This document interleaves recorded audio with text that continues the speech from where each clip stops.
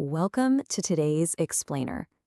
Right now, we are looking at two massive, incredibly high-stakes standoffs that could literally redefine American foreign policy and, honestly, the global economy.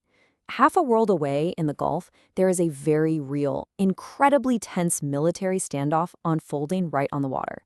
But concurrently, right here in Washington, D.C., there's this intense, unseen constitutional battle brewing between two branches of the U.S. government. On one side, we've got the executive branch, weighing these ultimate decisions of war and peace, and on the other, the legislative branch, fiercely trying to reassert its constitutional oversight.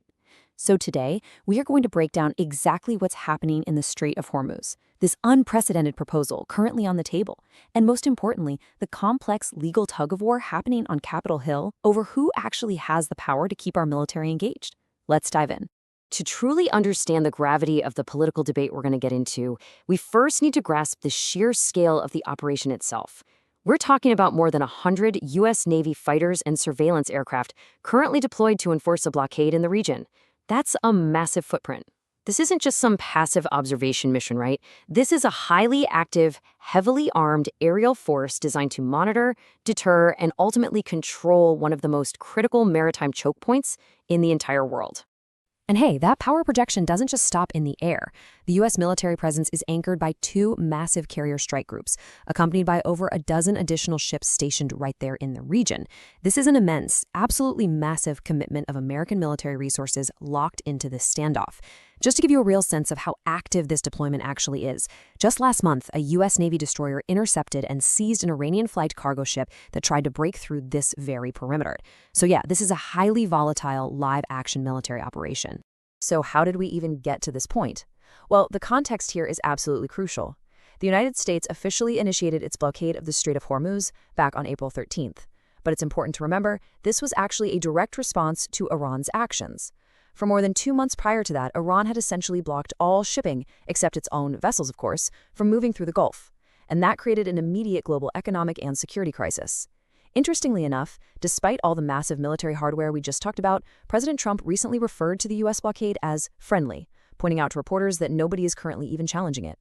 Yet, despite the relatively quiet waters right this second, the underlying threat of escalation is profound.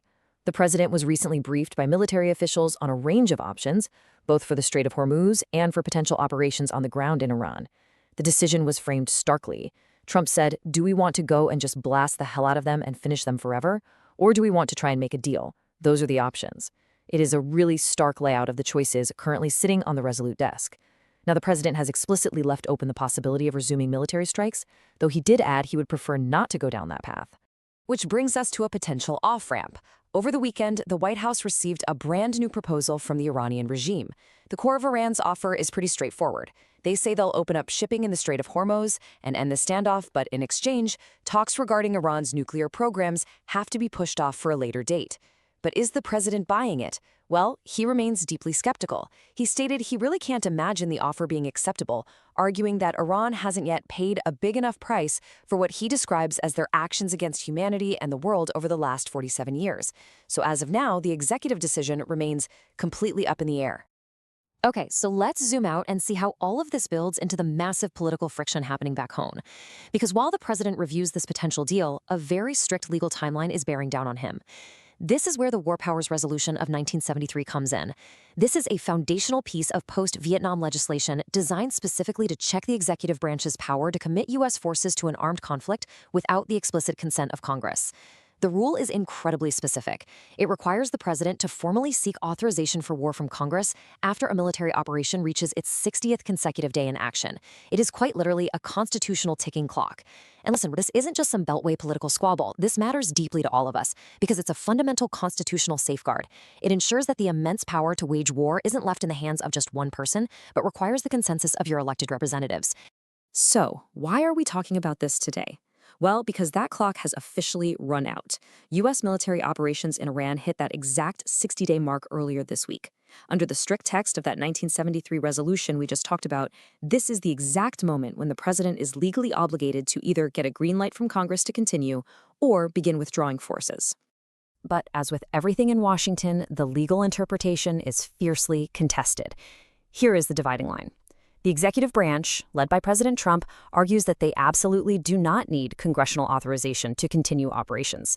Their justification? Well, they point to a temporary ceasefire that went into effect on April 8th, arguing that this pause effectively reset or paused the necessity for congressional approval. The legislative branch, however, sees it entirely differently. Lawmakers are pushing back hard, arguing that the 60-day clock is absolute and requires a definitive congressional vote to maintain the current military posture.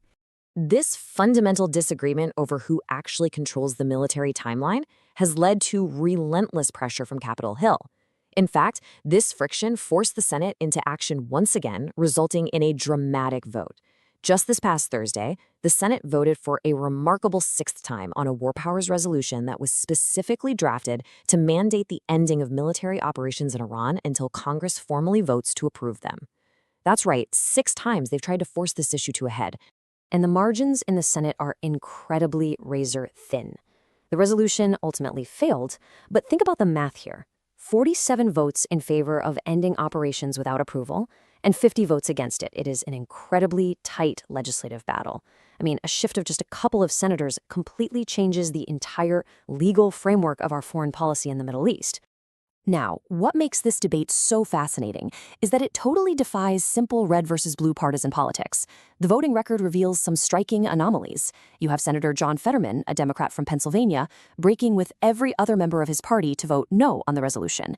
Meanwhile, on the Republican side, you've got Senator Susan Collins of Maine and Senator Rand Paul of Kentucky breaking with their party to vote yes to assert congressional war powers. These voting anomalies really show us that, for many lawmakers, this is a deep, principled disagreement over the constitutional separation of powers, rather than just strict party politics. Which leaves us with this final critical question to consider. What happens when the executive and legislative branches remain entirely at odds during a highly active, high-stakes military blockade? We've got over 100 aircraft and multiple carrier groups enforcing a perimeter, a president mulling over a controversial proposal from a historical adversary, and a deeply divided Congress fighting tooth and nail over the legal authority to keep those troops there. The 60-day clock has struck zero, yet the standoff continues unabated. Who is ultimately going to blink first? Iran, the president, or Congress? It's a profound constitutional stress test, and we are literally watching it play out in real time. Thank you so much for joining me for this explainer, and I'll leave you to think on that.